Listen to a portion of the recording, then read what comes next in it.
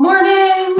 Welcome, welcome, welcome. I am getting Facebook all set up and then we will chat. I want to make sure I have access to comments. I know StreamYard shows them up there, but I just want to make sure I can respond and see the Facebook comments. So give me just 1 second.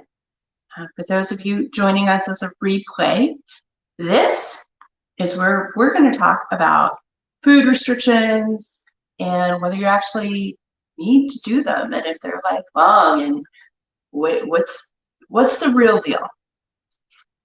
If you don't know who I am, my name is Bonnie Wilderson-Hunt. I am a holistic nutritionist, been in this field for well over 17 years. And the one thing that I am known for among friends, family, and my clients is giving you real talk. I'm not the friend you come to if you want to hear something that aligns with what you believe, what you think, unless that's factually true.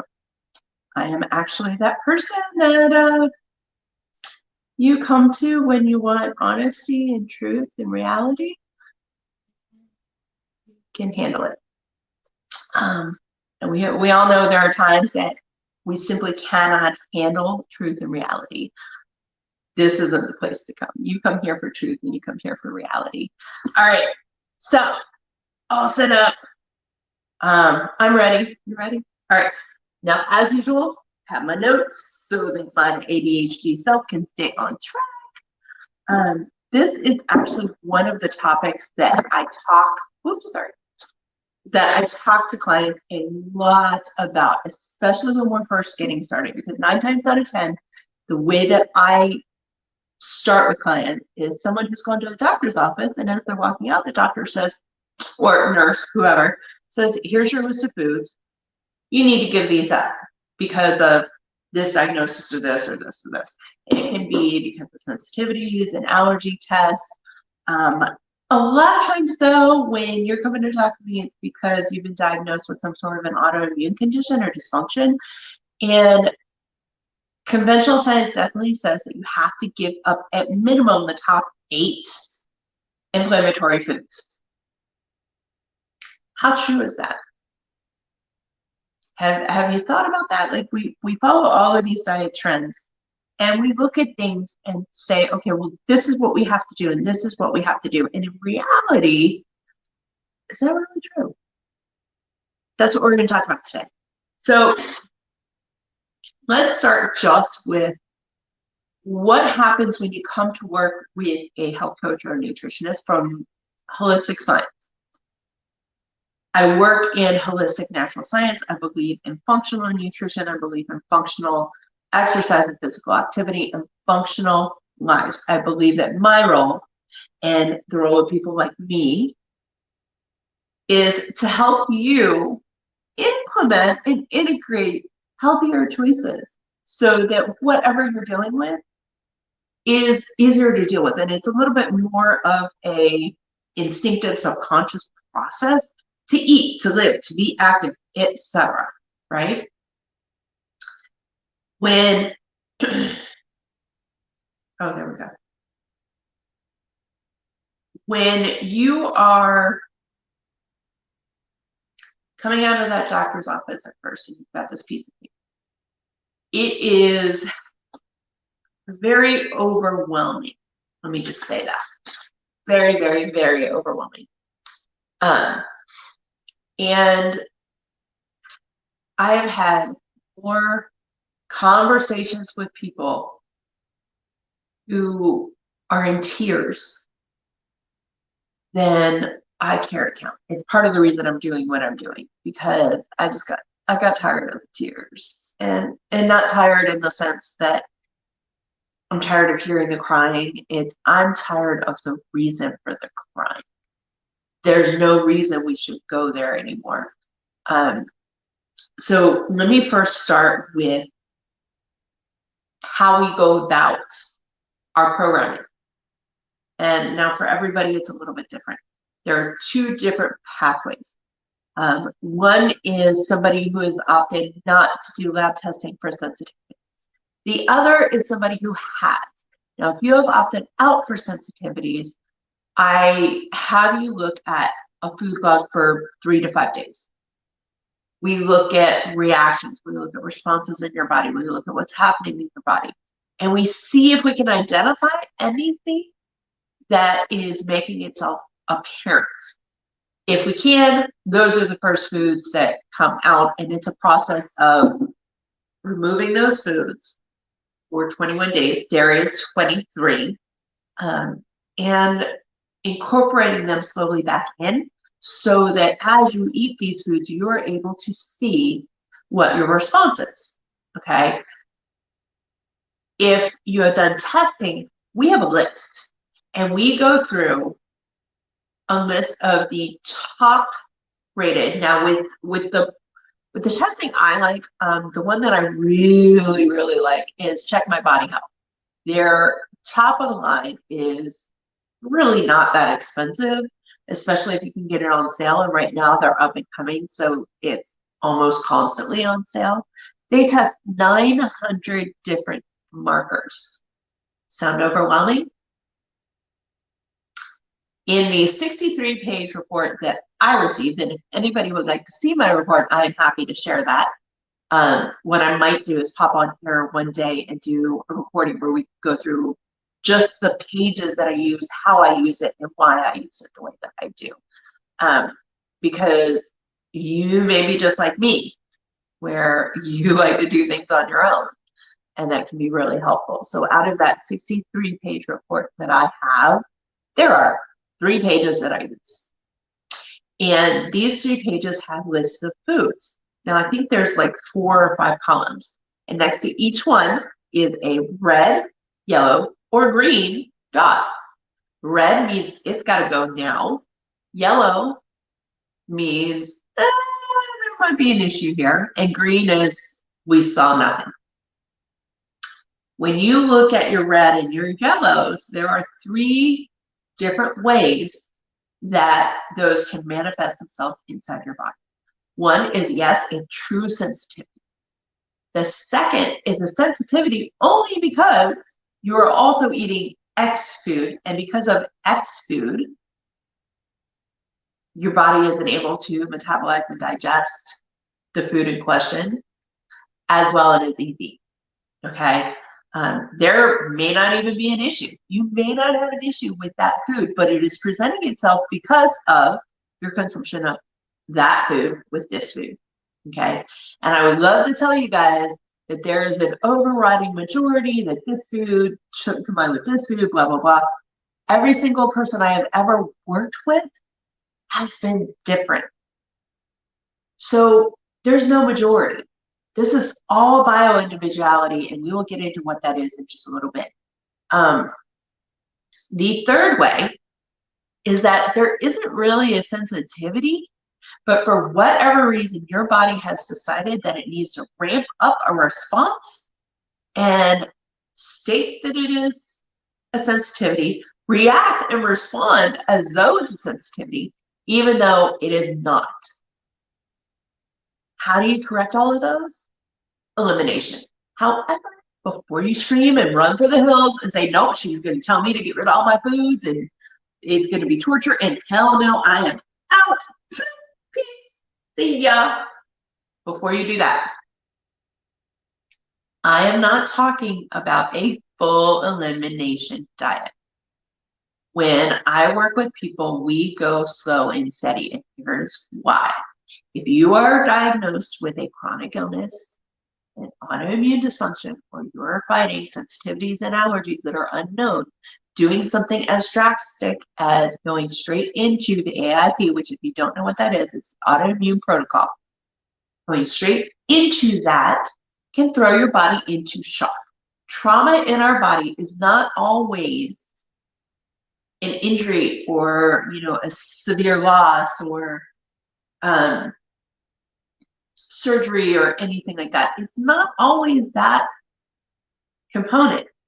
Trauma can actually be something as simple as you go from eating processed foods all the time to eating healthy foods. And if you are not fighting any sort of condition that was derived from stress, chronic illness, autoimmune dysfunction, sensitivities, allergies, intolerances, Stress leads to all of those. Okay, and we talked about this last week and the week before. The week before when we did mindset. Remember? 70%, 65 to 70% is in our control. We are the primary stockholders. Now, what that means is when we've already reached the point of a stress condition, an inflammatory condition, we need to take a step back and we need to do things a little differently, not have them so drastic. Drastic equates to more stress, more overwhelm.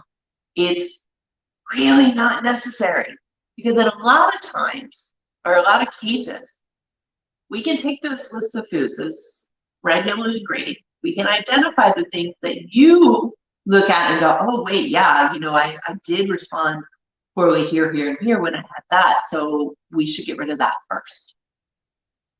What typically happens is I take 5 foods out of the diet for 3 weeks. Yes, it is a longer process. Yes, it takes time. But you didn't get here overnight. And by removing just 5 foods at a time, the people I've worked with, including myself, have begun to feel better, healthier, not as sick, almost overnight. And the craziest part about that is taking just 5 foods at a time out as you're trying to figure out what you're actually responding to. It takes the load off your body. So our body are protective. I mean, we've talked about the brain being an overprotective, right? Your body's not that much different. It puts in protective mechanisms. Okay, if it's telling you that there's an issue and you're not listening, then it's going to start protecting itself. All right. Now, when that happens, it hides responses. That's why you need to take it out, clean the slate, and put it back in. That's why that happens. That's why we do that. Okay. What that does is if you truly have a reaction, the first 2 to 3 days, you will feel something. You will see something. You will notice something is off, okay? And we take logs. I have you log everything. It is absolutely ridiculous for the first 12 weeks, but it is 12 weeks and then you are done. And typically within the first 4 to 6, we know exactly which direction we're going in. We know exactly how you're responding. And by doing it this way, it is easier on the body. The shift in the transition is just it's not as traumatic, it's not as stressful. You are not triggering responses. So let's say you have fibro or you have CFS or rheumatoid arthritis. Fibro and RA, oh my gosh, they are really painful conditions.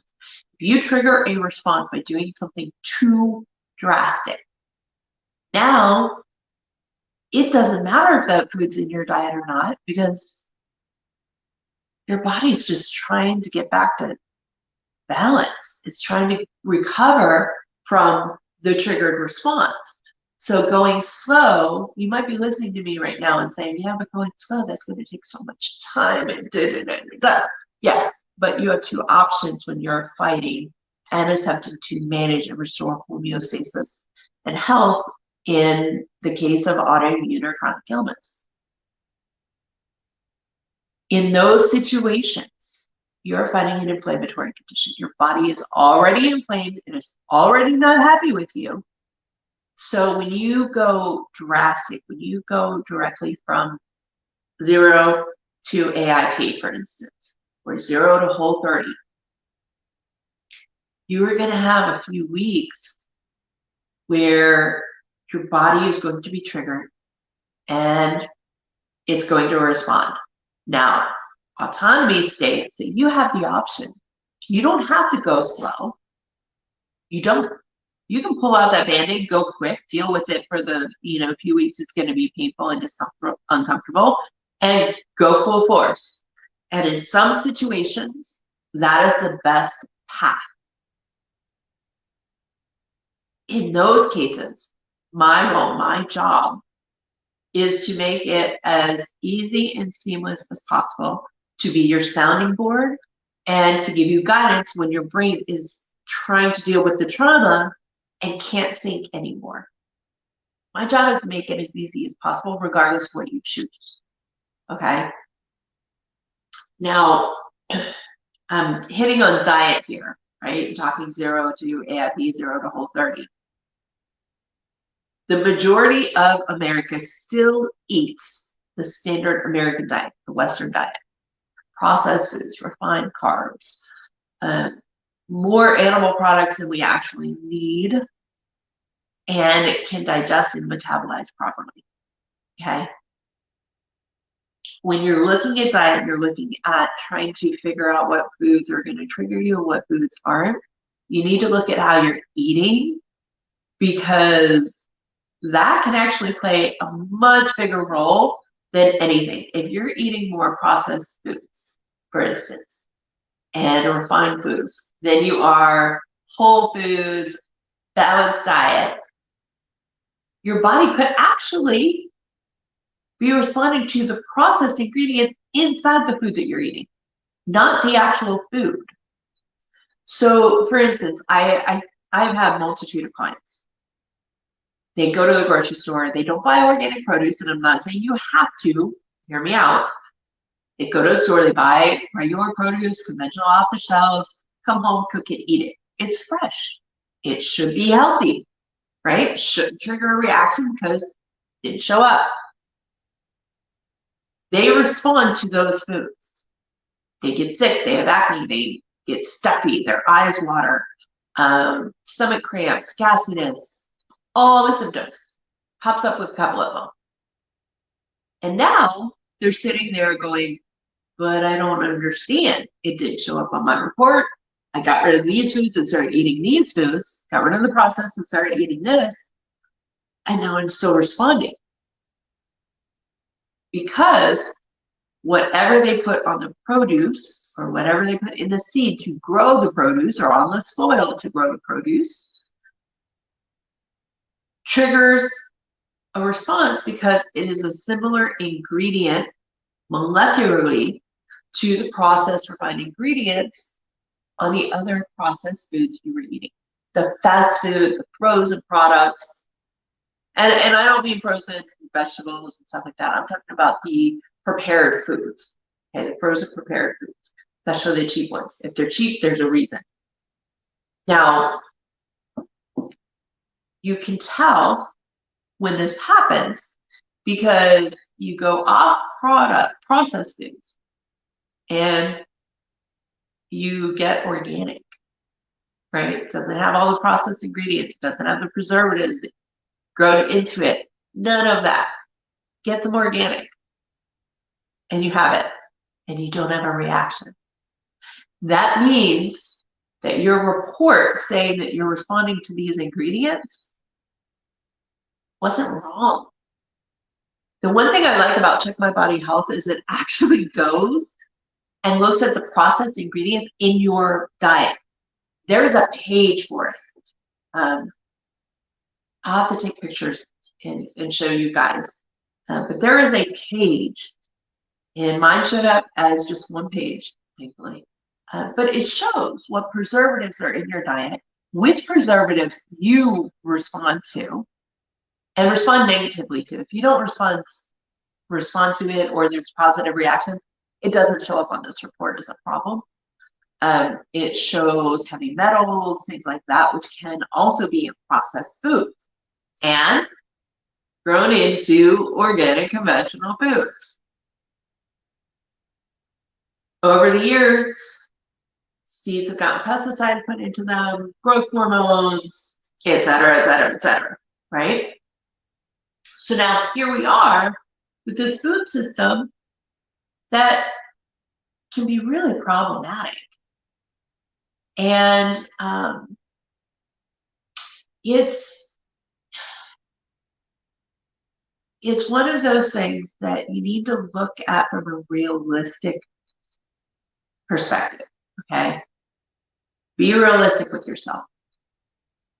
and look at what your body needs. This is where bioindividuality comes in. If you have not joined me on any of the previous shows, bioindividuality is the concept that what you eat, what's in your environment, your health and genetics, what has happened to you, your body, your health, your mental state, emotions, etc., throughout your life determines what you need today as far as nutrients, stress management, activity, all the health components, all of the pillars. We talked about the pillars of health last week.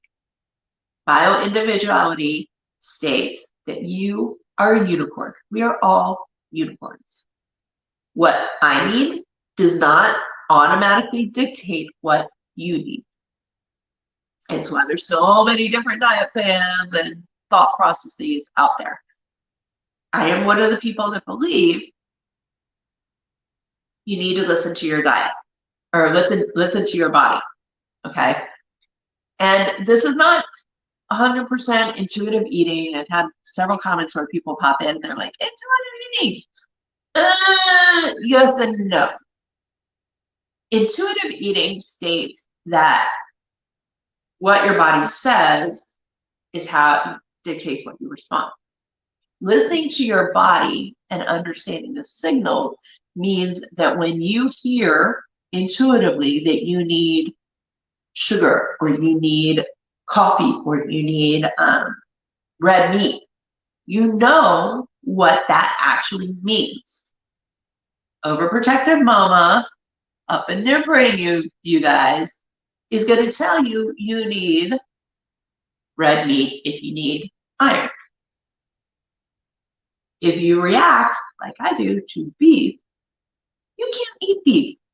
So you have to understand what your body is telling you, especially when emotionally you're not 100%. Because if you're not 100%, your responses using an intuitive eating philosophy, your responses are going to be skewed because emotion plays a very strong role in what the signals come out or how they're interpreted, okay? If you know by going through and dedicating time to figuring out what signals mean within your body and just use science, this signal means this, this signal means that. Those signals tell you what you need. By pulling foods out and putting them back in, you have a better understanding of why you're responding to those foods. Maybe you're getting too much of, of vitamin A and you're going to respond to carrots because the other foods that you have that you're consuming that you prefer, you've got all your vitamin A, you don't need any more. So your body is basically trying to protect you and say, no, we don't need this, so we're not going to digest it, we're not going to metabolize it, we're going to just send it out there and tell you we're upset with you. Boom, cystic acne on your nose, cystic acne on your forehead, big old sucker on your chin. That's entirely possible. So now, obviously, healthy and balanced is what you're looking for, right? And when you're looking at food restrictions and what you give up, what you don't give up, the overriding question is, do you really have to give up foods? And hopefully by now, you're getting the gist that you don't actually have to give things up unless you respond in a way that is harmful to you. I can't have dairy. I can't. I mean, I could, but that means I'm going to be laid out for a day or two. And I'm going to have a face full of cystic acne. And, I've realized I can have a bite or two. Like the other week for my birthday, I had a bite of my chocolate chip cookie cake. Like someone got me my mother-in-law got a cookie cake for me and for my nephew. I share a weekend with many, many people.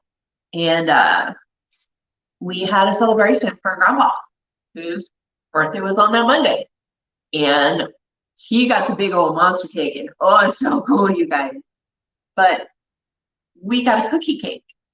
I'm gonna eat a bite of freaking cookie cake. I know that means I'm gonna have some acne, but I know that that one bite isn't gonna lay me out for a couple of days. And that's what I'm hoping to get across here, is 9 times out of 10, that's not a reaction. Okay, that's not a response I see in a lot of my clients. I have someone who reacts to soy, whether it is a soy preservative or it is actual soy. And the way that she responds is she bloats up. And she's not alone. She's one of like 5 or 6 people now that all of a sudden, all the weight that they've lost, it looks like it's fat. You know, it's a SIBO reaction. It's severe intestinal irritated bowel syndrome. That's what it is. And it's triggering that response. And the choice is, do I have it and respond like this, or do I avoid this to get there? Another thing that happens is you give up one ingredient, one food, and you get to have everything else, because that one food is what's pushing your body over the cliff. So when you look at food restrictions, and when you're walking out of that doctor's office, or you're Googling research and Google's telling you that everything that you're dealing with is going to lead to like imminent death, torture, we all know it's Dr. Google. Little dramatic, but you know, Dr. Google is Dr. Google, and he does give us a good overview. And yes, ladies, Google is a man, not a woman. We are the Google seller side. And with that overview, you really can feel overwhelming, and there's no need for it. So now, how does this all play out for you? But yeah, how do we go from, I have this list, or I'm dealing with XXX, I know I need to do something, is it really that dramatic, to taking care of it, to understanding that the things that you have to give up are just 1 or 2 ingredients, not the 3 pages of ingredients and foods that you can get. It's an adjustment. Everything's an adjustment, right? You can take it slow. You can go drastic. One of the things with taking it slow, there are 8 inflammatory ingredients that are common across the board. Typically, if you're coming to me and we don't know what you're dealing with, we don't know what the culprit is, we take these 8 out and slowly put them back in. Now, as I said before, when you're dealing with an inflammatory condition already, this is slightly modified, okay? We dial it back. Dairy, gluten, soy, sugar, so refined sugar, not sugars found in food. There's a difference. I'll get to that in a second. Animal products, eggs, meat, dairy. Processed foods, artificial ingredients, and refined flours, grains, etc. Refined carbs is what it's typically called. We are talking the white flour, we're talking the white rice, the white pasta. What you're looking for is whole grain, not whole wheat, not white, whole grain. Whether you're looking for gluten-free or you're looking for your regular standard old conventional bread, whole grain is what you want to see in the ingredients, okay? That tells you that this was made as it was way, way, way back when we first started making bread. And if you follow me for any length of time, I go back there a lot because we used whole foods, we didn't have the preservatives and the chemically processed and derived and artificial ingredients that is prevalent in our society today. We didn't have all that. So if we go back, obviously some adjustments, because I mean they didn't live very long, so we don't want to follow them 100%. But looking at what they ate, seeing how it was prepared, seeing where it came from, we can take that and really implement and integrate it into our diet, our lives, help reduce stress, improve what we're eating, really boost what we're eating. Okay. Hi, Jonna. I saw you pop up. I have my screen black so the glare's on so bad.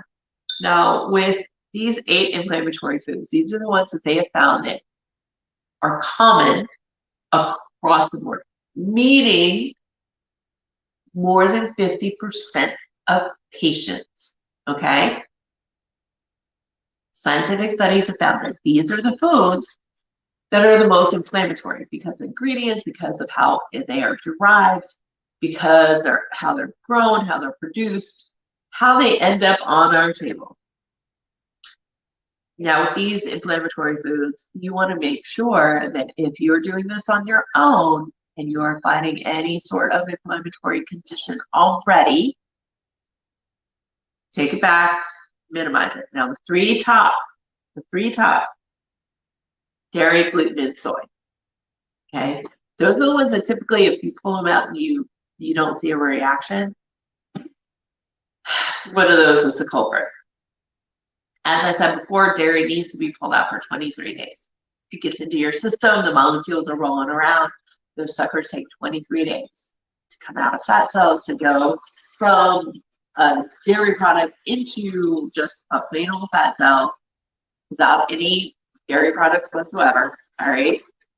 Now, I would take those 3 out for 1 round, and then animal products.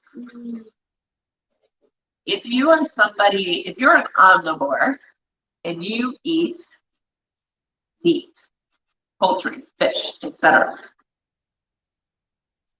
don't take everything out. All right.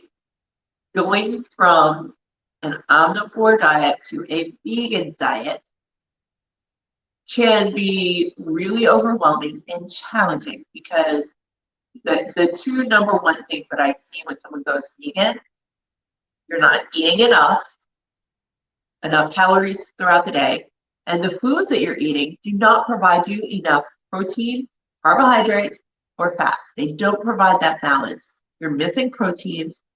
B vitamins are usually really, really low. Vitamin D, that's another one that's really low. And what is it? Protein is a big one. You ever see a vegan who is pale? They're pale because they're not getting enough nutrients. And there are people in this world who can't eat a vegan diet because their body is rejecting it. Can they? In a realistic sense? Sure. But for whatever reason, their lifestyle, their health history, their body, genetics, whatever, it is much easier just to incorporate some animal products into their diet. For the bulk of us, red meat's the first one to get rid of.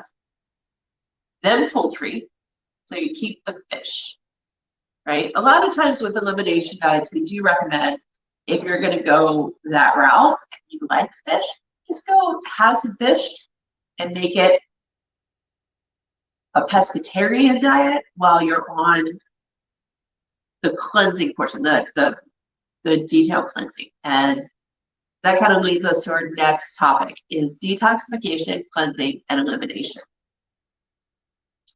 I wanted to make sure to mention this because there are a lot of people out there promoting cleanses and detoxes and fasting, and well, there are benefits for everything that we do. A lot of the actual programs have come about through religious practices or through healing traditions, things of that nature. If you do not do it spot on, you are in danger, okay? It can be really detrimental to your health and life-threatening at some point. The thing that people lose track of is what they're talking about is a very drastic cleansing experience. Your liver detoxifies and cleanses every single day. You don't have to go drastic. And that's kind of been my message across the board for many, many years. You don't have to go drastic. You can take a step back, you can dial it back, and you can take a slow process. You don't have to do the AIP and the whole 30 or anything along those lines. You can still get to the same end, just a little bit differently, and maybe enjoy yourself along the way. Instead of going through and pulling the Band-Aid off and having what may feel to you like torture. For some of us, pulling the Band-Aid isn't an option, but society makes us feel guilty. It puts all this pressure on us, and I'm telling you right now, your body, your choice, period. I always say your body, your health, your choice. Because it is. I want to empower you to start making decisions for yourself, regardless of what's going on in society, regardless of what Joe Schmo down the street or Jane Smith down this side, regardless of what they have been through, regardless of what works for them. I'm not saying don't try it, but if you're dealing with something drastic like an inflammatory condition, intolerances, allergies, and sensitivities, you need to stop for a minute, get a view of what's happening, and then make a decision of what your next step is. Because if you step in the wrong direction, okay, A, it can take you longer to heal, and B, it could actually make things worse. So instead of saying, oh, this worked for her, let me go this way. Oh no, that didn't work for me. Let me try this with this person. That'll work. Let's go here. Let's go here. Constantly redirecting like that, your body doesn't know which angle is up. It doesn't know what you're doing. So it actually creates more stress, which increases the problem and the trauma and the inflammation of the condition you're dealing with, or the issues you're dealing with, if it's sensitivities. And you're masking at this point. Because if your body feels like it is in too traumatic of a state, okay, and your body works slow, it does not work fast, okay, unless it feels like you're starving and you're in danger. Then all of a sudden it's like, oh, we gotta do this, let's hold on to everything. When it's time to relax and tell it that you're safe, it takes some time for it to get that message. And because of this, if you do that whole yo-yo diet hopping, right, trying to find a solution, it's human nature. We all do this, okay? It is human nature to just have to find something that works. I just have to, because I just can't do this anymore. That's how it feels. And you're just trying to find a solution and something to help you feel better. But it's not hopping, because when you hop, your body starts masking. And now you don't know what's going on. So it sounds like a lot of work to sit and figure out what you're eating, how your body is responding, and pay attention to every little thing. But remember, you're only doing this for a few weeks. You're not going to live a short life. You're going to live till you're 80, 100, whatever.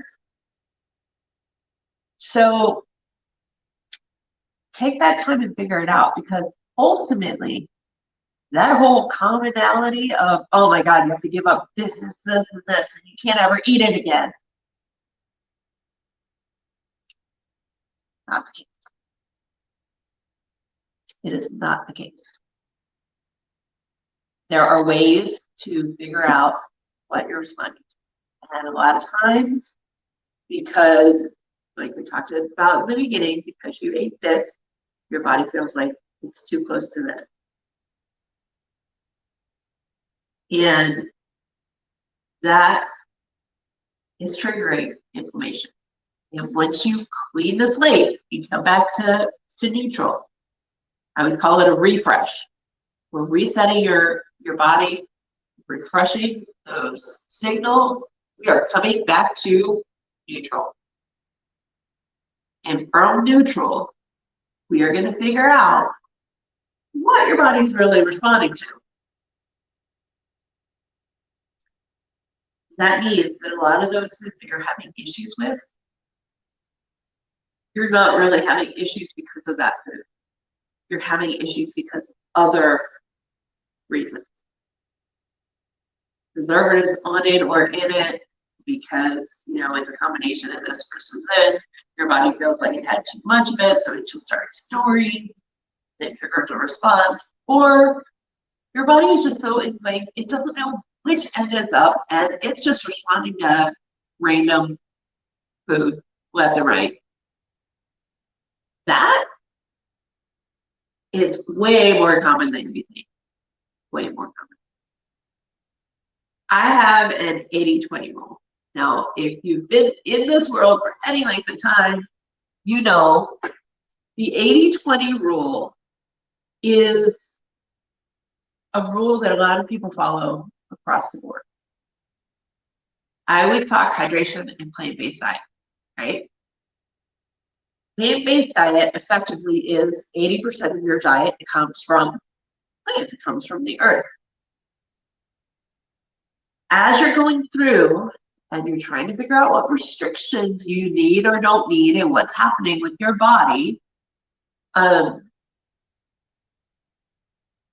coming to a place where your diet is 80% plant-based, or at least 80%, means you're filling your body with food that is cleansing, that is easy for your liver to digest and detoxify.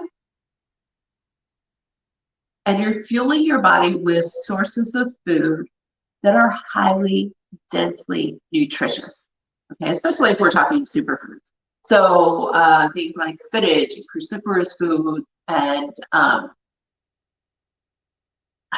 blueberries, antioxidants, acai berries, things like that, goji, noni, all the random berries in the world. Those are superfoods. If you're fueling your body with a lot of those as well, A, they're delicious, and B, you're fueling your body with food that can help your body cleanse and digest and metabolize things that you may enjoy that you don't necessarily respond to when it's only 20% of your diet. So food restrictions doesn't have to be this evil, horrible thing. I'm going to give you a challenge, a homework assignment, so you can kind of see how our taste buds in our body work when we're talking restriction and food allergies, okay? I want you to take your favorite food, the food that you eat all the time because it's your favorite, you don't want to give it up, you're like, you have to have it multiple times a day. Take that food, dish it for 3 days, just 3 days. You can, 72 hours, you can do this. And then put it back in. When you do that, I want you to tell me how it tasted. Did it taste better? Was it more flavorful? Was it less flavorful? Just like our nose. So when you smell something for too long, our nose, our scent shuts off. Taste buds are the same way. You taste something too often, too frequently, your taste buds turn off for that food. So a lot of times when we're eating our favorite foods, it's the memory that is giving us that flavor. Take it out for 3 days, put it back in. The aha moment is huge. And I love witnessing it. So that's your homework for this week. Go out, look at what you eat all the time that is your favorite, pull it out. 3 days, 72 hours, you got this. And then put it back in. I really do want to hear what you say, or what your response is, how it turned out. All right, so I think we've talked enough about all this. Hopefully you have a better understanding of why food restrictions don't have to actually be the case, and why they don't necessarily need to be permanent. Allergies. Sorry, guys. This really is allergies. So look at food restrictions. Look at what's happening. Don't look at it as it's an evil, horrible thing. Look at it like, all right, I'm going to have to do this temporarily. I need to figure out what's happening. Figure out what my body is responding to, not responding to, and how I need to work with my body as a whole unit. Mind, body, spirit. We need to connect with our body. We need to really take care of ourselves and understand our bioindividuality so that we can fuel ourselves better, so that the conditions that we are dealing with, the illnesses, the dysfunction, aren't as impactful in our life, and we can go back to doing the things that we love. We can have energy, we can sleep better. That 3 p.m. slump that a lot of people deal with can become a memory.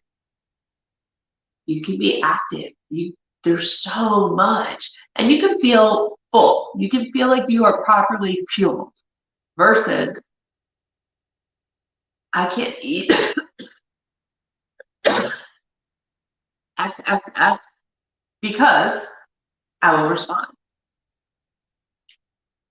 So that means I can't eat anything. Not true. So not true. Take a look at what you're eating. Make sure to write down everything that happens. Your hair gets greasy too soon. When you sit down, your back hurts. It doesn't matter.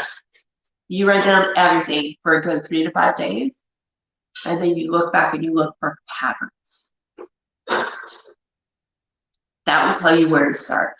And like I said, just because you're responding to it right now does not mean it is a food that you respond to. It just means that for right now, your body is in a state where that food is triggering a reaction. So shift your thinking, do your homework, let me know how it goes. I will chat with you guys next week. Go be healthy. Bye, y'all.